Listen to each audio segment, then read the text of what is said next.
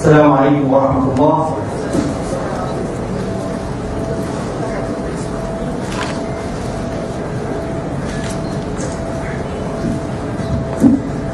السادة الحضور الكرام كل باسم، السلام عليكم ورحمة الله وبركاته.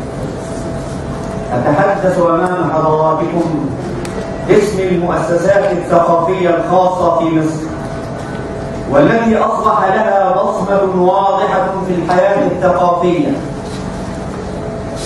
وعلى سبيل المثال لا الحصر،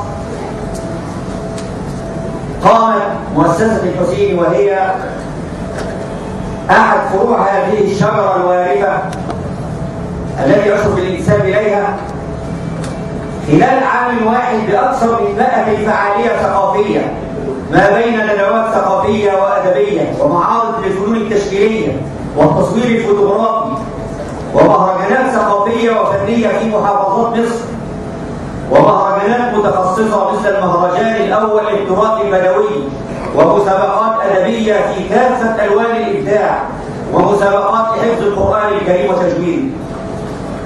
لقد تم تجريد الثقافة المصرية خلال عقود مضت من خلال الفنون الرديئة التي تثير الغرائز، والإعلام السطحي الذي يركز على السلبيات في مجتمعنا، وتشجيع أنصاف المثقفين والمبدعين في كل المجالات الثقافية والفنية. ولا يخفى على حضراتكم الظروف الصعبة التي تمر بها بلادنا الحبيبة، والتحديات الجسام التي نواجهها، والجميع يعلم دور الثقافة كقاطرة للتقدم في كل المجتمعات.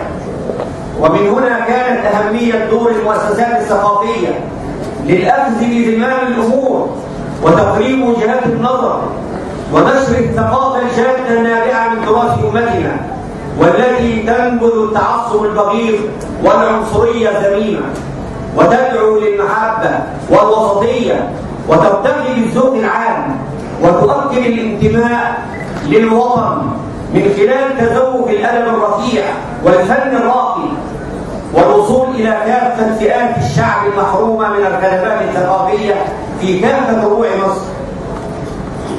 أيها السادة، إن نهوض الثقافة في مصر يحتاج إلى رؤية استراتيجية وتفعيل دور الثقافة في المجتمع من خلال توحيد جهود المؤسسات الثقافية الرسمية، وإصلاح التشريعات التي تقف حجر عثرة أمام تأدية دورها الأصيل، ومن خلال دعم الدولة للمؤسسات والجمعيات الثقافية الخاصة التي برزت في الفترة الأخيرة وقامت بدور بارز في نشر الوعي والتعبير عن ضمير الأمة، ومن خلال الاتفاق على ميثاق شرف يلتزم به الجميع، جاء ضمن اتحاد صالونات مصر إن مصر غنية بالكفاءات الثقافية التي تستطيع الضلوع بهذه المهمة متى ما أتيح لها الفرصة.